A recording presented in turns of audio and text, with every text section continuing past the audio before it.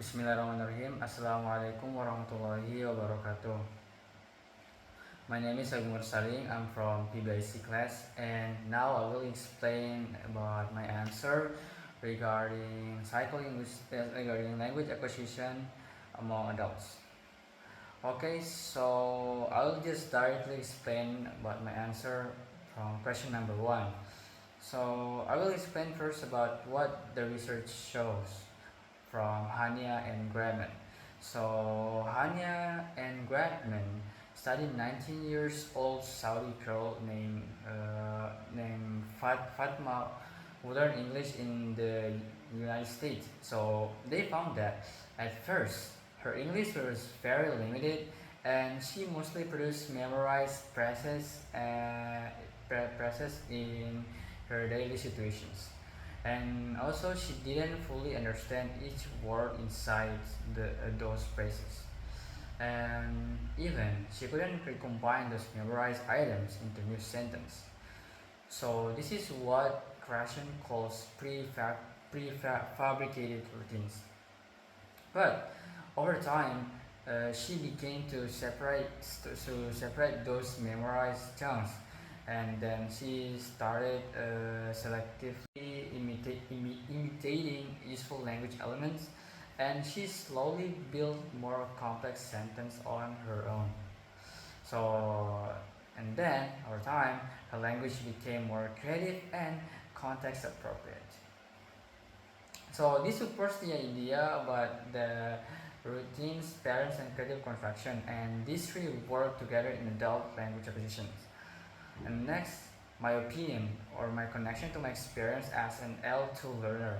So I really relate to Fatma's experience because when I first learned English, I also memorized fixed expression or daily expressions like how are you or can you help me. So I just said them correctly. I understand the meaning, but I didn't understand the grammar inside the process. And later, I began to notice patterns when I learned the grammar, and then eventually I started making my own sentence creatively. So the research fits my real learning journey because I start with memorizing, then recognizing patterns, and finally creating my own sentence naturally. Okay, next I will explain my answer of question number two about the compositional model of language acquisition. Okay, so there are three stages. So the first is intake stage or short-term memory. So learners hear or read language input. So they don't learn anything. So they only learn about what they notice and can hold in short-term memory. So this selected input we can say as the intake. For example, so when we hear about the "could you help me" many times, we might not understand the grammar, but we can store the present temporally. Okay, so the second is knowledge formation stage or long-term memory. So the intake is processes and becomes real second language knowledge. So it is stored in our long-term memory as patterns, vocabulary, structures, and etc. For example, we start realizing kuchu is used to ask politely, so this becomes part of our grammar intuition, and when we want to use this, we can use it because we already know this is the way if we want to talk polite. And then next, the output stage or speech production. So the long-term knowledge is used in real communication. So this is where creative construction appears. We mix vocabulary and patterns to create new sentence. Example, we can use "Could you help me?" So we can vary this sentence to "Could you tell me the time?" or "Could you explain this?" So we're not longer memorizing, but we are creating based on what stored in our mind or the patterns.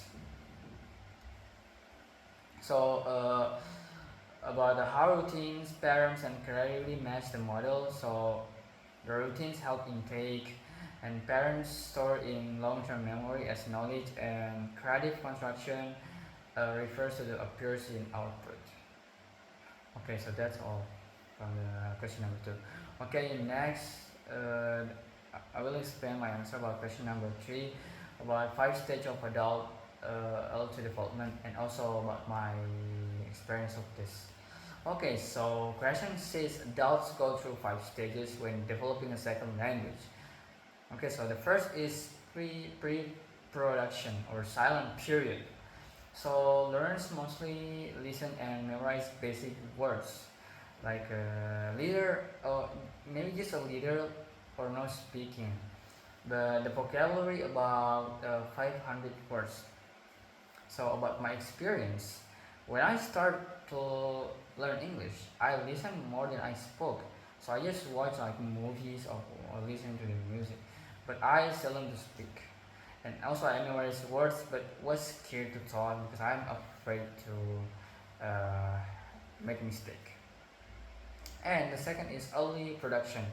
So learners begin speaking using one until two words or very short phrases. So we start to combine it. So, but it still has many errors because based on my experience, I remember saying things like know what, or I hungry, or go eat. So all of those are grammatically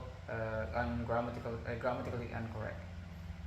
And then number three is speech emergence. So learners can form simple sentence, but still many grammar mistakes. But the vocabulary around 3,000 words.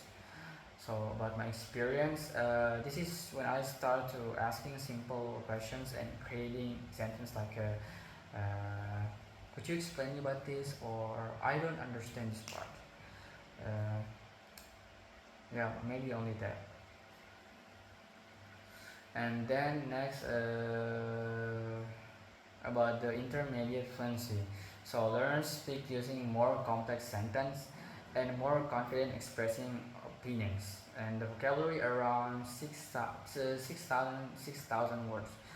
And about my experience, when I entered this stage, so I could participate in class discussions and explain my ideas and understand many conversations, even though I still made grammar mistakes. Maybe it's about the tenses or etc. And then next, advanced fluency. So this is near native ability. So we can speak fluently, discuss, present, and correct our own mistakes, or maybe the other mistakes.